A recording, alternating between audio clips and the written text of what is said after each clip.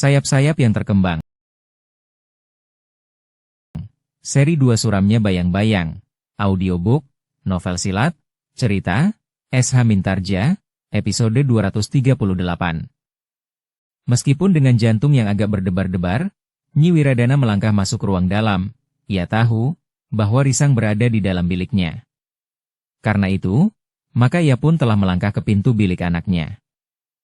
"Risang," desis Nyi Wiradana ketika ia sudah berdiri di luar pintu bilik itu. Tidak segera terdengar jawaban. "Risang," ibunya mengulangi. Risang yang berbaring di pembaringannya pun dengan malas bangkit dan berdiri untuk membuka pintu biliknya. "Ada apa, Ibu?" bertanya Risang di depan pintu biliknya. "Aku ingin berbicara, Risang," berkata ibunya. "Bukankah baru saja kita berbicara tadi?" Risang justru bertanya, "Aku tidak akan berbicara dengan kepala tanah Perdikan Sembojan.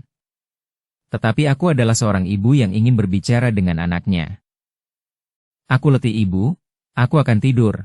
Nyi Wiradana memang melihat mata Risang yang sayu. Agaknya ia memang letih lahir dan batinnya. Karena itu, maka Nyi Wiradana itu pun berkata, "Baiklah Risang. Tidurlah. Nanti, jika kau bangun, aku akan berbicara kepadamu. Kau tidak dapat menyembunyikan perasaanmu terhadap aku, ibumu, yang mengandungmu dan kemudian melahirkanmu." Risang tidak menjawab, sementara ibunya pun melangkah pergi sambil berkata, "Beristirahatlah dengan baik." Risang tidak menjawab, ditutupnya lagi pintu biliknya. Sejenak ia berdiri dengan gejolak yang gemuruh di dadanya. Namun kemudian dihentakannya tangannya sambil menggeram. Sejenak kemudian Risang sudah berbaring lagi di pembaringannya. Namun Risang masih belum berhasil menata gejolak di dalam dadanya. Nyi Wiradana yang kembali menemui Sambi Wulung, Jati Wulung dan Gandar berkata, "Risang ingin beristirahat. Biarlah ia mencoba untuk tidur barang sebentar. Mudah-mudahan ia menjadi sedikit tenang." Nyi Wiradana berhenti sejenak. Lalu katanya kepada Sambi Wulung dan Jati Wulung, "Paman berdua tentu juga sudah ingin beristirahat. Silahkan, mungkin nanti kita masih akan berbicara lagi." "Baik Nyi," sahut Sambi Wulung, yang kemudian bersama Jati Wulung telah beringsut dari tempatnya. Gandar pun kemudian telah turun pula ke halaman. Namun seperti orang yang kebingungan, Gandar telah pergi ke Banjar. Gandar sendiri termangu-mangu ketika ia berada di Banjar. Ada beberapa orang anak muda duduk-duduk di Banjar itu. Bagaimanapun juga, keadaan Tanah Perdikan masih dibayangi oleh persoalan-persoalan yang nampaknya belum tuntas dengan kademangan-kademangan di sekitarnya. Ketika Gandar berada di Banjar, maka seorang anak muda telah bertanya, "Apakah ada perkembangan baru setelah Risang kembali dari Pajang?" "Belum," jawab Gandar, "kita masih harus menyelesaikan beberapa persoalan." "Jadi bagaimana dengan Demang Jeruk Gede dan Jati Arang itu?" "Kita tunggu saja perintah Risang. Nampaknya ia masih terlalu letih sehingga ia sekarang berada di dalam biliknya." Anak-anak muda itu mengangguk-angguk. Mereka mengerti bahwa perjalanan dari Pajang ke Tanah Perdikan Sembojan adalah perjalanan yang cukup panjang dan melelahkan. Namun sikap Gandar terasa agak aneh bagi anak-anak muda itu. Ia lebih banyak duduk merenung daripada berbincang dan apalagi bergurau dengan anak-anak muda itu. Meskipun demikian, anak-anak muda itu tidak mengganggunya. Tetapi kegelisahan Gandar menjadi semakin nampak, ketika sejenak kemudian ia pun telah bangkit dan melangkah pergi sambil berkata tanpa memandang seseorang, "Aku masih akan menyelesaikan tugasku yang lain." Anak-anak muda yang ada di Banjar itu termangu-mangu sejenak. Mereka memang tidak mengerti apa yang sedang dipikirkan oleh Gandar. "Paman Gandar, Paman akan pergi kemana?" bertanya seseorang hampir di luar sadarnya. Gandar menjadi gagap, tetapi katanya kemudian, "Aku dipanggil oleh Nyi Wiradana." Anak-anak muda itu tidak bertanya lebih jauh. Pikiran Gandar tentu sedang kacau sebagaimana kata-katanya yang tidak runtut. Gandar yang keluar dari Regol Banjar ternyata tidak menuju ke rumah Risang. Ia justru melangkah ke arah yang lain. "Apa yang telah terjadi?" bertanya seorang di antara anak-anak muda itu kepada kawan-kawannya. Yang lain menggelengkan kepalanya. Seorang yang berkumis tipis berdesis, "Paman Gandar nampaknya menjadi bingung." Sebenarnya lah bukan hanya Gandar yang menjadi bingung. Seisi rumah Risang memang menjadi bingung melihat sikap Risang yang nampaknya telah lepas dari kendali. Dalam pada itu, Nyi Wiradana telah menemui Kiai Badra, Kiai Soka dan Nyai Soka yang sudah semakin tua itu. Dengan mata yang basah Nyi Wiradana berkata, "Aku mohon maaf kakek dan nenek. Seharusnya aku tidak lagi membuat hati kakek dan nenek tergelitik oleh keadaanku, keadaan keluarga ini dan bahkan keadaan tanah perdikan Sembojan. Seharusnya kakek dan nenek sudah menikmati masa istirahat dengan tenang." "Apa yang telah terjadi?" bertanya Kiai Badra sambil mengusap dahinya yang berkerut. Dengan suara yang bergetar oleh gejolak perasaannya, Nyi Wiradana telah menceritakan keadaan Risang yang gelisah dan bahkan seakan-akan tidak lagi dapat dikendalikan. Ketiga orang tua itu mengangguk-angguk. Dengan nada rendah Kiai Soka bertanya, "Di mana Risang sekarang?" "Ia berada di biliknya. Ketika aku mengetuk pintunya untuk berbicara, Risang menolak. Katanya ia sangat letih dan ingin istirahatnya tidak terganggu. Biarlah ia tidur. Mudah-mudahan ia mendapatkan ketenangan. Sehingga nanti jika ia bangun, maka gejolak perasaannya itu sudah mereda." "Tetapi bagaimana jika tidak, kakek?" bertanya Nyi Wiradana dengan suara sendat. "Biarlah nanti aku ikut berbicara dengan anak itu, jika kau menemuinya," berkata Nyai Soka. Nyi Wiradana mengangguk. Betapa tegarnya hati perempuan itu, namun ia masih saja mengusap pelupuknya yang mengembun.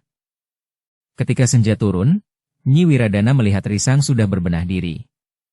Ia sudah berpakaian rapi, bahkan dengan keris terselip di punggungnya. "Risang," sapa ibunya, "kau akan pergi kemana?" "Bukankah aku kepala tanah perdikan ini?" Risang justru ganti bertanya. "Ya Risang, tetapi bukankah wajar jika aku bertanya, kau akan pergi kemana?" "Aku bertugas tanpa batasan waktu," jawab Risang. "Aku minta waktumu sedikit untuk berbicara." "Risang," desis ibunya. "Aku baru sibuk, Ibu," jawab Risang. "Ibu pernah memangku jabatan kepala tanah perdikan." "Aku mengerti kesibukanmu Risang. Tetapi aku ingin berbicara serba sedikit sebelum kau pergi." "Nanti saja Ibu," jawab Risang, "aku harus segera menyelesaikan tugasku lebih dahulu." "Risang," berkata ibunya, "ada sesuatu yang penting aku bicarakan. Aku minta kau bersedia untuk duduk sebentar. Berbicara dengan baik. Bagaimana aku dapat berbicara dengan baik, jika tugas yang mendesak menungguku? Aku pernah memangku jabatan kepala tanah perdikan. Aku tahu betapa sibuknya seorang kepala tanah perdikan. Tetapi aku pun tahu, bahwa kepala tanah perdikan dapat menyisihkan waktunya sedikit untuk berbicara. Dahulu, ketika ibu memangku jabatan kepala tanah perdikan, ibu juga tidak pernah sempat menyisihkan waktu buat aku jika ibu sedang sibuk. Bahkan ibu selalu marah jika aku mencoba memaksa agar ibu memperhatikan aku sebentar saja. Waktu yang ibu berikan tergantung kepada kepentinganku, jawab Risang. Risang, desis Nyi Wiradana, tetapi kepentinganku kali ini melampaui kepentinganmu saat itu. Ibu selalu memandang kepentingan di antara kita dari sisi ibu sendiri. Sejak ibu memangku jabatan kepala tanah perdikan hingga sekarang, setelah aku menjadi kepala tanah perdikan. Ibu, sekarang aku akan pergi. Aku masih harus memanggil Paman Sambiwulung dan Paman Jatiwulung. Aku tidak mempunyai waktu lagi untuk berbicara dengan ibu sekarang. Aku hanya memerlukan waktumu sedikit, Risang. Tidak sekarang. Aku akan pergi. Namun ketika Risang mulai beranjak, Nyi Wiradana itu memanggilnya, Risang. Dengar kata-kataku, kau tidak boleh pergi. Risang terkejut mendengar kata-kata ibunya itu. Wajahnya menjadi tegang. Di luar sadarnya ia menjawab, aku kepala tanah perdikan Sembojan. Tidak seorang pun berhak memerintah aku. Tetapi ibunya menjawab, meskipun kau menjadi Adipati Pajang, atau bahkan Sultan di Mataram sekalipun, kau tetap anakku. Aku tetap ibumu yang melahirkanmu dan membesarkanmu. Sesaat Risang mematung, ia tidak dapat segera menjawab. Apa yang dikatakan ibunya memang tidak dapat dilingkarinya. Sementara itu ibunya berkata selanjutnya, sekarang terserah kepadamu. Apakah kau seorang anak yang baik, atau seorang anak yang kehilangan tempat berpijak setelah kau menjadi seorang kepala tanah perdikan? Risang masih berdiri mematung. Jantungnya terasa berdegup semakin keras. Apalagi ketika ibunya berkata, jika kau tidak mau mendengarkan kata-kataku, maka seperti ketika kau kecil, aku mencubitmu. Sekarang pun aku akan melakukannya. Aku akan memaksamu duduk untuk berbicara dengan aku dan dengan nenekmu, yang juga salah seorang gurumu. Degup jantung Risang terasa memukul dadanya, ia sadar sepenuhnya, bahwa ibunya menjadi marah kepadanya. Betapapun lembut dan kasih yang serasa melimpah, tetapi ketika Risang masih kecil, ibunya memang pernah marah kepadanya, mencubitnya dan memaksanya mendengarkan kata-katanya. Sekarang ibunya juga marah. Seperti yang dikatakannya, ibunya memang dapat memaksanya untuk duduk dan mendengarkan kata-katanya. Ibunya juga dapat mencubitnya jika ia mau. Meskipun Risang telah mewarisi ilmu Jangat Kinatelon, namun perempuan itu adalah ibunya. Bahkan seandainya ibunya itu tidak memiliki ilmu yang sama dan bahkan lebih matang dari ilmunya, perempuan itu berhak memaksanya untuk mendengarkan kata-katanya. Karena itu, maka Risang itu pun menundukkan kepalanya. Ketika ia mendengar suara ibunya lagi, maka rasa-rasanya ia tidak berani mengangkat wajahnya. Duduklah, suara ibunya menjadi berat seakan-akan menekan kedua pundaknya, sehingga Risang pun kemudian telah duduk di ruang dalam sambil menunduk. Sudah aku katakan, jangan pergi dahulu. Aku dan nenekmu akan berbicara, berkata ibunya yang kemudian melangkah pergi memanggil Nyi Soka. Risang serasa melekat di tempat duduknya.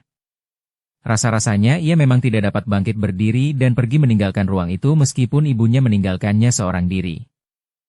Beberapa saat kemudian, Nyi Soka dan ibunya telah duduk menghadap Risang yang menundukkan kepalanya. Dengan suara lembut Nyai Soka itu bertanya, Risang, apakah yang sebenarnya telah terjadi? Sebaiknya kau berterus terang kepada ibu dan nenekmu. Bagimu kami bukan orang lain, Risang. Jika kau menjadi sedih, kami pun bersedih pula. Jika kau menjadi gembira, kami pun gembira pula. Mungkin kau berpikir, bahwa kau lebih baik membawa bebanmu sendiri karena kau tidak ingin menyusahkan orang-orang tua ini. Tetapi dengan demikian, kami justru menjadi semakin tertekan.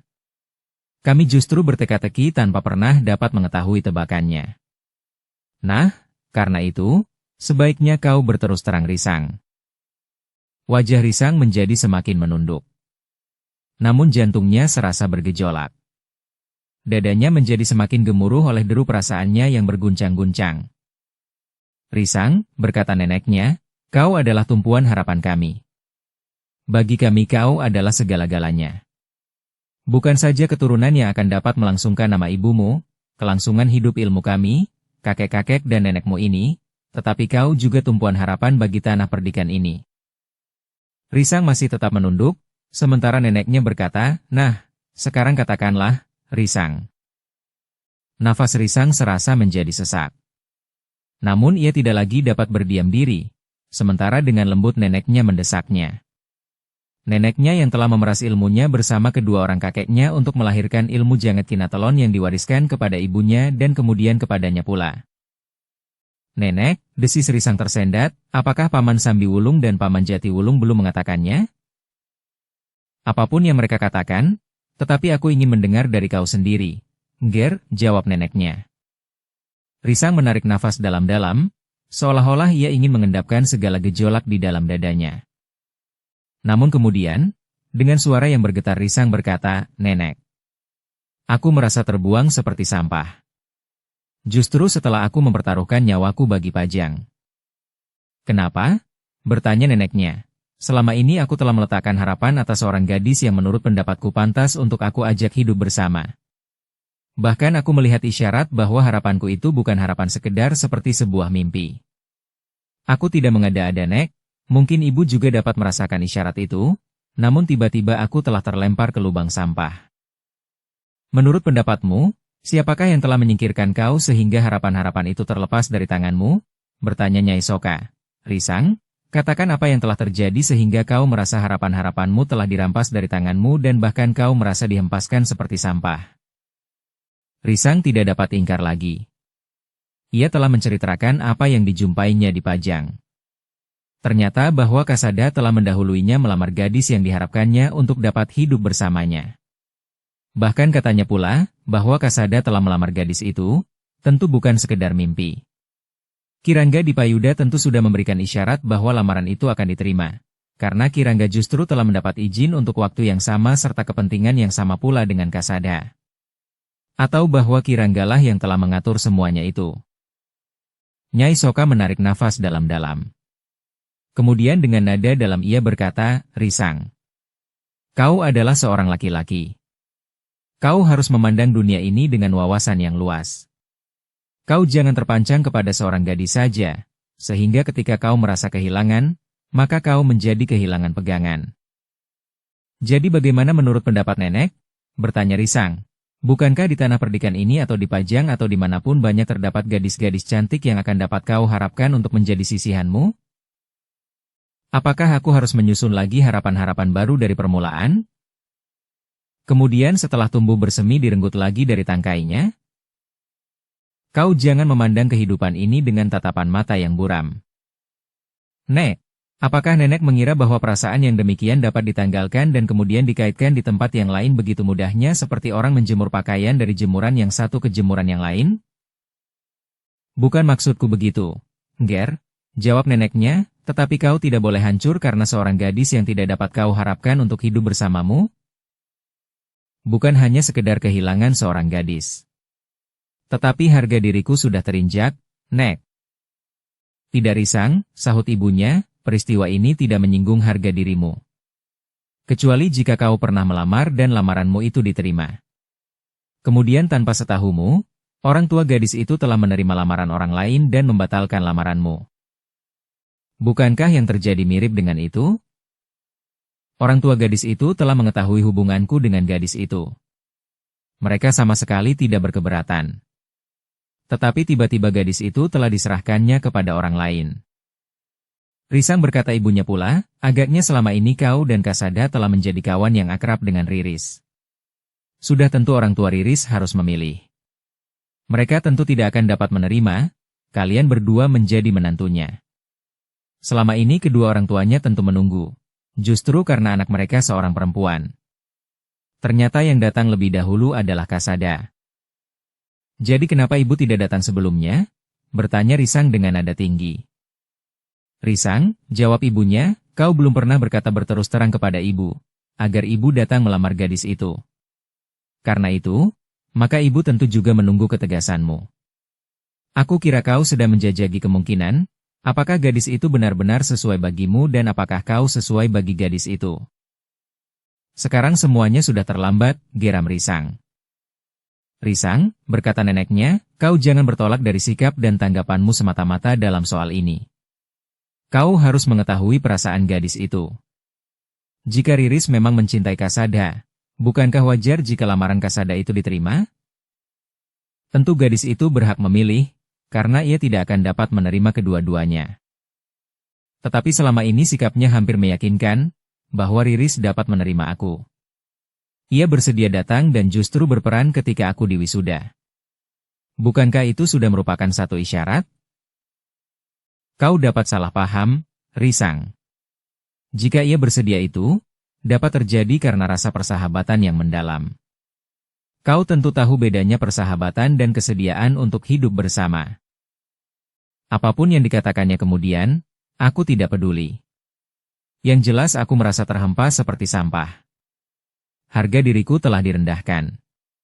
Karena itu, aku berhak untuk mengangkat martabatku sebagai kepala tanah perdikan ini." "Dengan melawan kekuasaan yang sah?" bertanya neneknya, lalu katanya pula, "Risang, yang membuatmu kecewa bukan Pajang atau para pemimpin Pajang. Tetapi satu atau katakan dua orang di antara beribu prajurit Pajang." "Aku tidak peduli," berkata Risang, "kedua orang prajurit itu telah banyak aku bantu. Bahkan dengan mempertaruhkan nyawaku dalam tugas mereka bagi Pajang. Ibu dapat bertanya kepada Paman Sambi Wulung dan Paman Jati Wulung. Apa yang dapat dilakukan oleh Kasada dan seorang prajuritnya yang terbunuh itu ketika ia bertugas di Madiun untuk menyelamatkan harta benda itu. Pajang telah memberikan pula tugas bagiku untuk menegakkan wibawa Pajang di sekitar tanah perdikan Sembojan yang sedang dilanda oleh pengaruh para pedagang gelap itu." "Aku mengerti Risang," jawab ibunya, "dan kau sudah berhasil. Karena itu jangan kau rusakkan keberhasilanmu itu hanya karena kesalahpahaman. Mungkin kau merasa dikecewakan oleh Kirangga Dipayuda. Tetapi jika kau tetap mendapat perhatian khusus dari para pemimpin di Pajang, maka pada suatu saat, kau tidak lagi memerlukan Kirangga di Payuda. Tidak Ibu, berkata Risang, untuk selanjutnya aku tidak dapat lagi bekerja bagi Pajang. Aku justru ingin menuntut bahwa harta benda itu sebagian terbesar adalah milikku.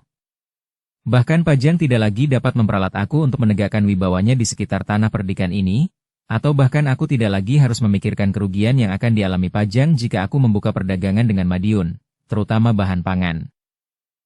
Risang, berkata ibunya kemudian, apakah kau tidak memikirkan kemungkinan buruk yang dapat terjadi atas tanah perdikan ini?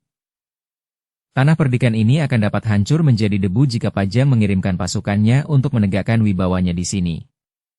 Jika semula Pajang percaya kepadamu, maka yang akan terjadi adalah bahwa Pajang akan menghancurkanmu. Tidak. Pajang tidak akan dapat melakukannya justru saat pasukan Madiun dan berpuluh ribu prajurit dari timur itu siap untuk menghancurkan Pajang dan kemudian melangkah maju ke Mataram. Karena itu, maka tidak sekelompok prajurit Pajang pun yang dapat meninggalkan Pajang untuk dapat ke tanah perdikan ini. Risang, tetapi aku tidak sependapat dengan caramu melepaskan perasaan kecewamu, berkata ibunya, terserah kepada ibu. Tetapi hatiku sudah tetap. Tidak, jawab ibunya tegas, tanah perdikan ini tidak boleh kau jadikan alat untuk melepaskan dendammu. Aku kepala tanah perdikan ini. Jawab Risang, aku dapat menentukan kebijaksanaan apapun atas tanah perdikan ini. Kau tidak boleh kehilangan akal seperti itu Risang, berkata neneknya. Bukan kehilangan akal, Nek, tetapi ini adalah harga diri. Kau tidak menyadari arti harga diri menghadapi persoalan seperti ini.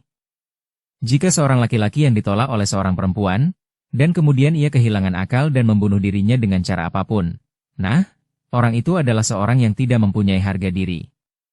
Tetapi seorang laki-laki yang membuktikan dirinya mampu menguasai perasaan dan kemudian menemukan jalan yang lebih baik, barulah ia dapat dikatakan sebagai seorang laki-laki yang mempunyai harga diri yang tinggi, desis neneknya. Wajah Risang menegang.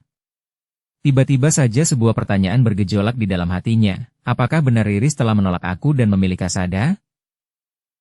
Namun bagaimanapun juga perasaan kecewa itu telah mengaburkan penalaran Risang. Sulit baginya untuk menerima kenyataan, bahwa tiba-tiba saja ia harus mendengar bahwa Kasada telah melamar Riris. Sedangkan orang tua Riris agaknya akan menerimanya dengan baik. Dukung channel Novel Silat dengan subscribe, follow, like, komen dan share. Dalam pada itu, Risang yang sedang dicengkam oleh kegelisahan yang menyesakkan dadanya itu mendengar ibunya berkata lembut, Risang. Yang harus kau lakukan sekarang adalah menenangkan hatimu. Kau harus berpikir ulang atas keputusan-keputusan yang kau ambil.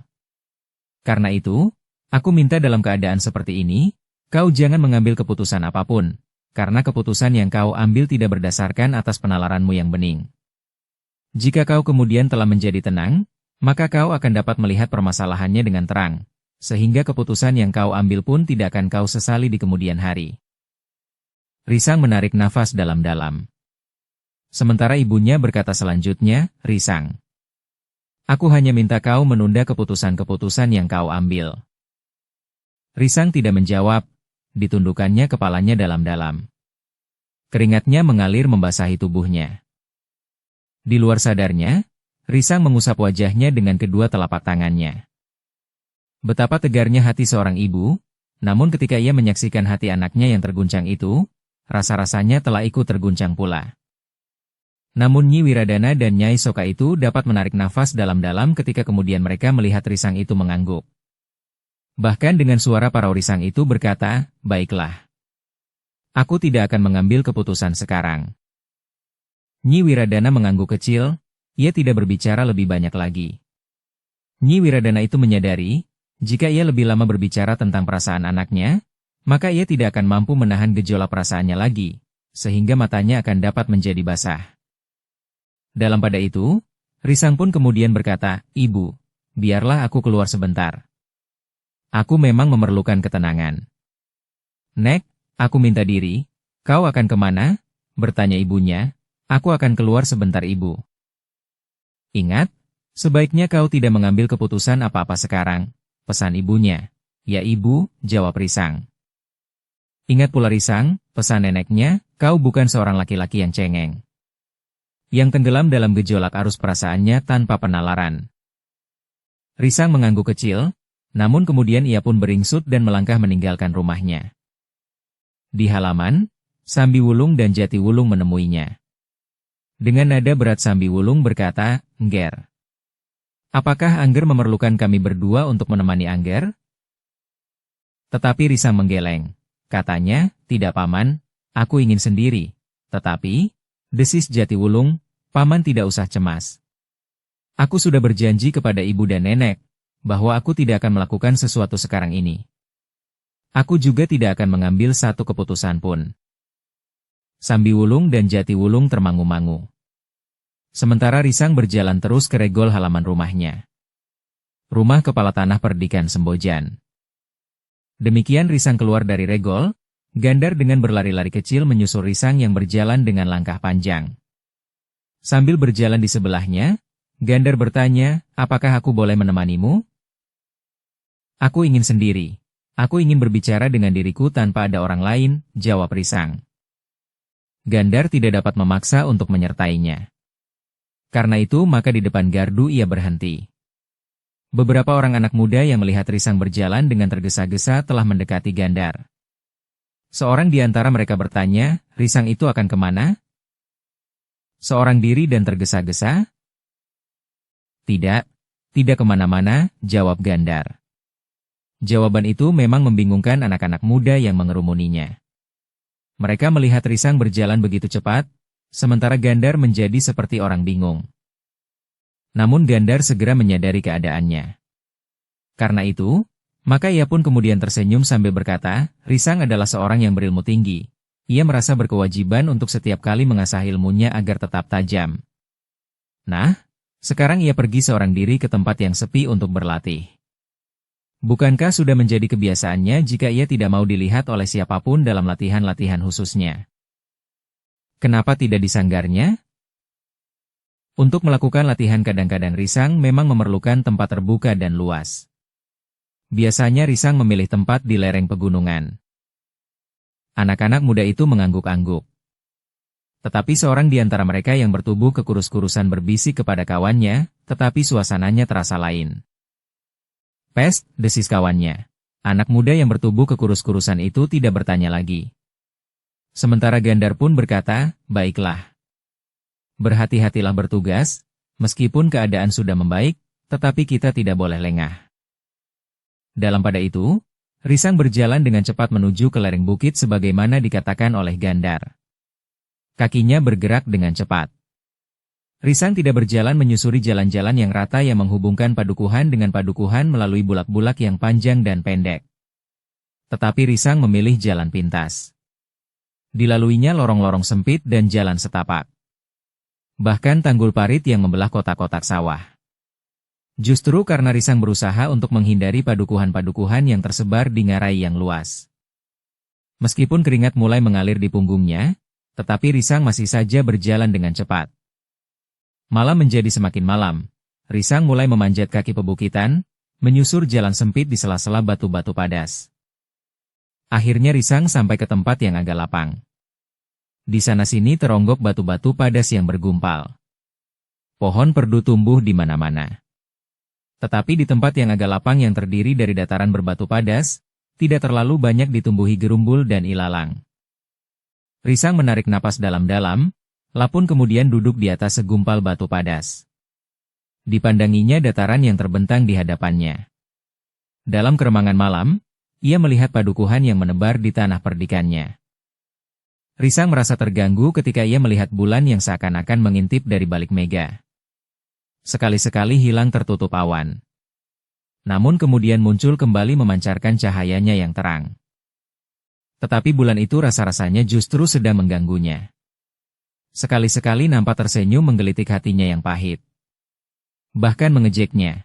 Risang, seorang anak muda yang berilmu tinggi dan bertanggung jawab atas sebuah tanah perdikan yang terhitung besar itu, benar-benar sedang dipermainkan oleh perasaannya sendiri.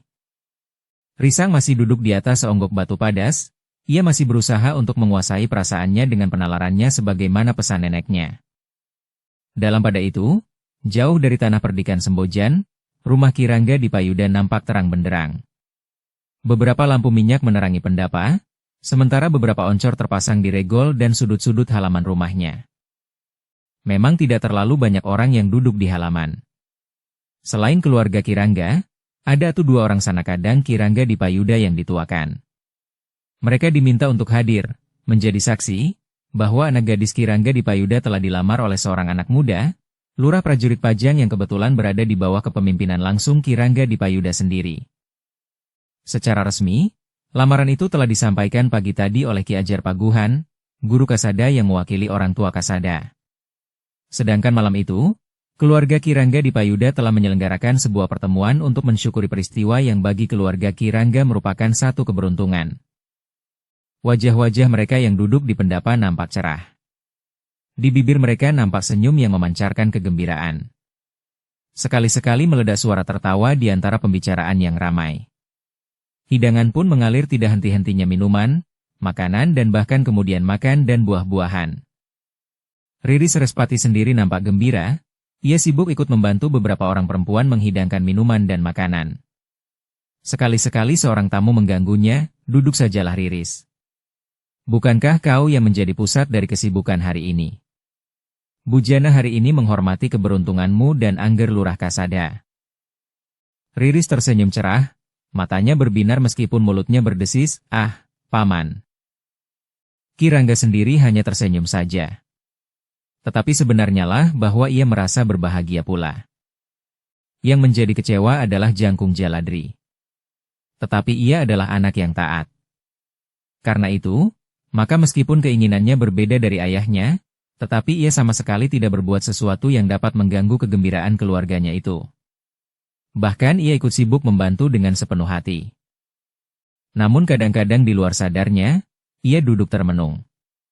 Di luar sadarnya pula ia membayangkan apa yang dilakukan oleh Risang pada saat itu di tanah perdikan Sembojan.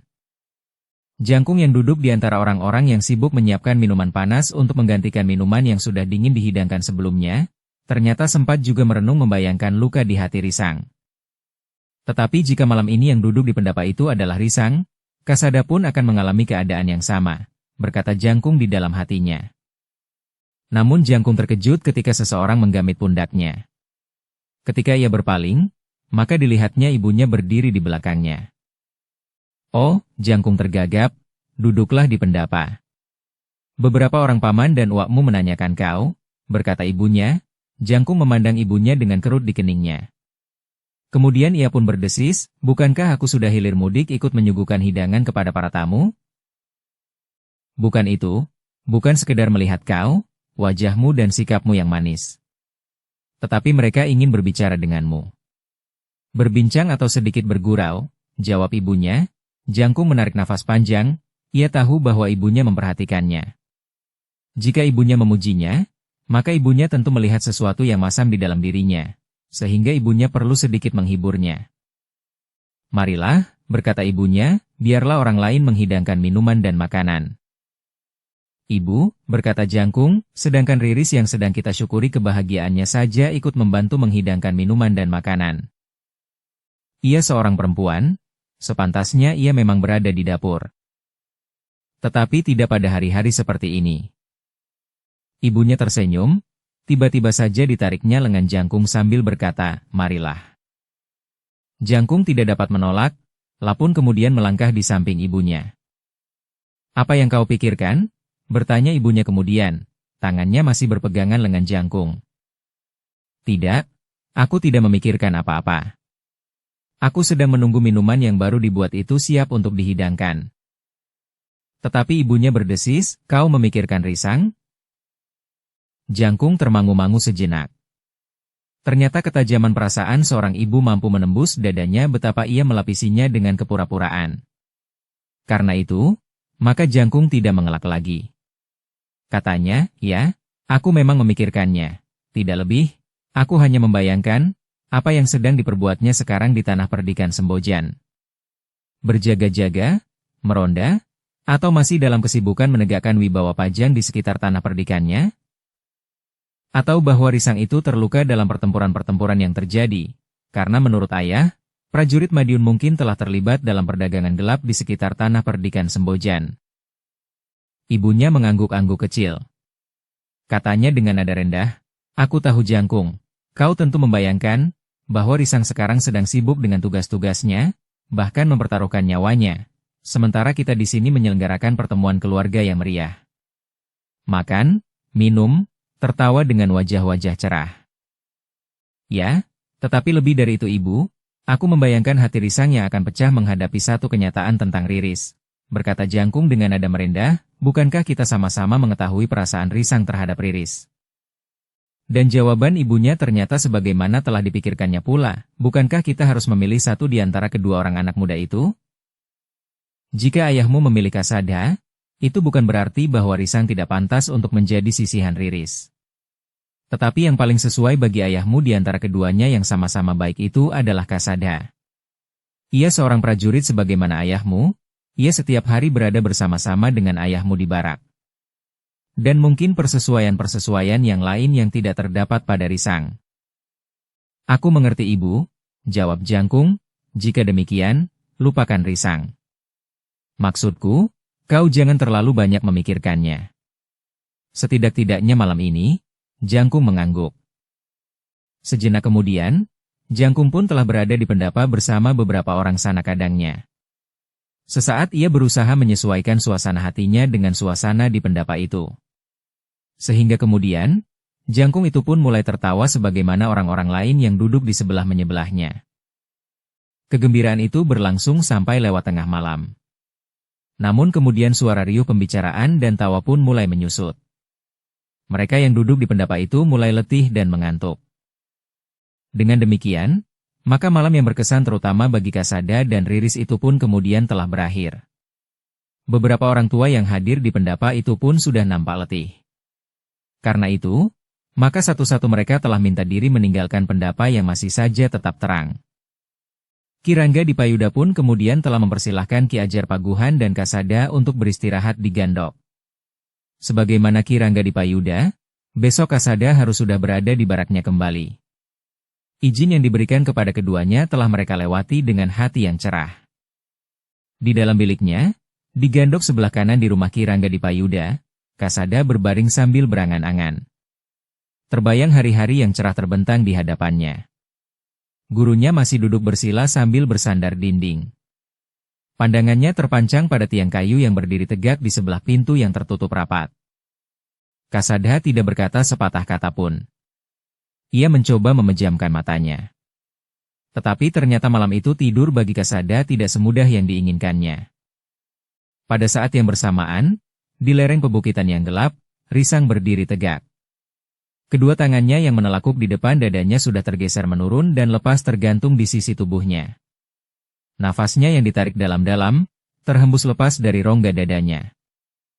Risang pun kemudian melangkah perlahan-lahan dan kemudian duduk di sebongkah batu pada tempat ia meletakkan bajunya yang dilepas. Terasa angin malam berhembus mengusap tubuhnya yang berkeringat. Matanya yang tajam memandang berkeliling. Yang nampak dalam keremangan cahaya bulan di belakang kabut tipis adalah lereng pegunungan dan gerumbul-gerumbul perdu. Beberapa ratus tonggak nampak hutan pegunungan yang lebat memanjang di kaki bukit. Di bawah nampak padukuhan yang bertebaran di sela-sela tebaran sawah yang membentang.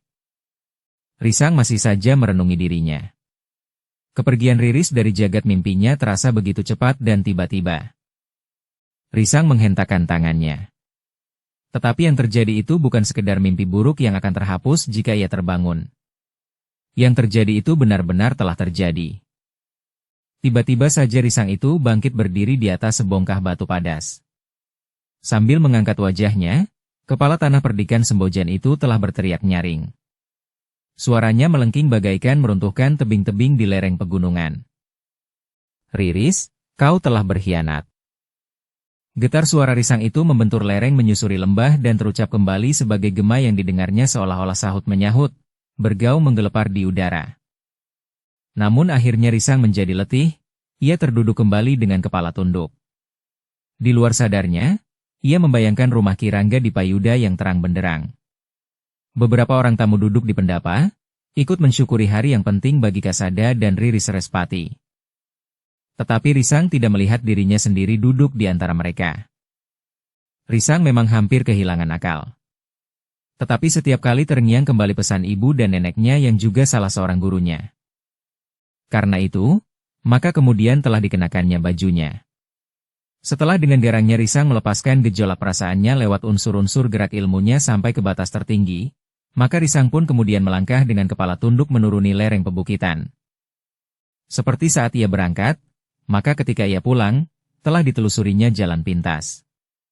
Lorong-lorong sempit, pematang dan tanggul-tanggul parit. Menapak di jalan setapak, menyeberangi sungai dan melintasi padang ilalang. Risang menapak di halaman rumahnya saat fajar mulai membayang di langit, langsung menuju ke Pakiwan untuk membersihkan dirinya. Ketika ia masuk ke dalam rumahnya, maka seisi rumah itu pun ternyata telah bangun pula. Bahkan agaknya ibunya semalaman duduk di ruang tengah menunggu kedatangannya. "Ibu menunggu aku?" bertanya Risang. Ibunya menarik nafas dalam-dalam. Dengan lembut ia bertanya, "Dari mana saja kau, Risang?" "Kau membuat hatiku cemas. Aku berada di bukit ibu. Sebaiknya ibu tidak usah mencemaskan aku. Aku sudah berjanji untuk tidak mengambil langkah-langkah yang penting dalam waktu dekat ini." Ibunya memandang Risang dengan tatapan mata yang sayu. Tetapi ibunya itu mengangguk sambil berkata, "Syukurlah Risang. Kau masih mau mendengarkan kata-kata ibu dan nenek." Risang menarik nafas dalam-dalam. Namun kemudian ia pun melangkah ke dalam biliknya. Di saat perasaannya sedang terguncang, maka rasa-rasanya segala-galanya menjadi suram. Di halaman mulai terdengar suara sapu lidi. Sementara itu, derit senggotimba di Pakiwan membuat irama tersendiri. Dalam pada itu, seisi rumah Kirangga di Payuda telah terbangun pula. Bahkan Kasada, Ki Ajar Paguhan dan Kirangga di Payuda sendiri telah bersiap-siap untuk berangkat menuju Pajang. Hari itu juga Kirangga dan Kasada harus sudah berada di dalam baraknya lagi. Di ruang dalam telah tersedia minuman hangat buat mereka yang akan berangkat. Telah tersedia pula nasi yang mengepul beserta lauk pauknya. Demikianlah, sebelum matahari terbit, maka bertiga, Kirangga di Payuda, Ki Ajar Paguhan dan Kasada telah meninggalkan halaman rumah itu. Nyi Rangga, Jangkung dan Riris melepas mereka di luar regol halaman. Dengan wajah cerah Riris melambaikan tangannya mengantar kepergian ayah dan laki-laki yang akan menjadi sisihannya. Ketika ketiganya hilang di balik tikungan, maka Nyi Rangga menarik nafas dalam-dalam sambil berkata kepada Jangkung, "Kapan kau minta ayahmu melamar seorang gadis?" Jangkung menarik nafas dalam-dalam. Ririslah yang justru mulai menggodanya, "Kakang, bukankah Kakang sering pergi ke padukuhan di seberang sungai itu?"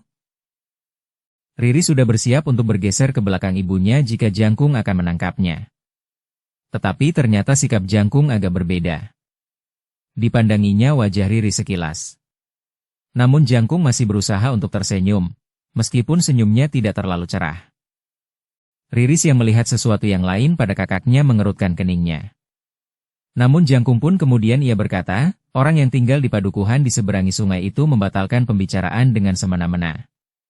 Orang itu berjanji untuk membeli kuda dauk itu dengan harga tinggi. Sementara aku sudah membayarnya kepada pemiliknya dengan harga yang tinggi pula dengan mengharapkan keuntungan yang cukup, ternyata orang itu ingkar." "Kenapa?" bertanya ibunya. "Katanya, ia sudah mendapatkan seekor kuda yang lebih baik," jawab Jangkung. "Sudahlah," berkata ibunya, "besok kau akan mendapatkan pembeli lain yang lebih baik." Jangkung mengangguk, katanya, "Mudah-mudahan. Tetapi aku sudah terlanjur membeli dengan harga lebih tinggi dari seharusnya menurut harga pasaran." "Kakang terlalu tergesa-gesa," desis Riris, "tetapi jika kuda itu baik, kenapa tidak Kakang pakai sendiri saja?" Jangkung memandang wajah adiknya, ia tahu adiknya ingin membantu meringankan perasaan kecewanya. Karena itu, maka ia pun menjawab, "Iya. Barangkali kuda itu pantas untuk aku pakai sendiri. Tetapi tentu saja selama masih belum ada orang yang mau membelinya dengan harga yang baik." Riris mulai bersungut-sungut. Namun Jangkung pun berkata, "Bukankah aku seorang belantik kuda?" "Bagaimana dengan belantik kuda?" Riris mulai mencibir.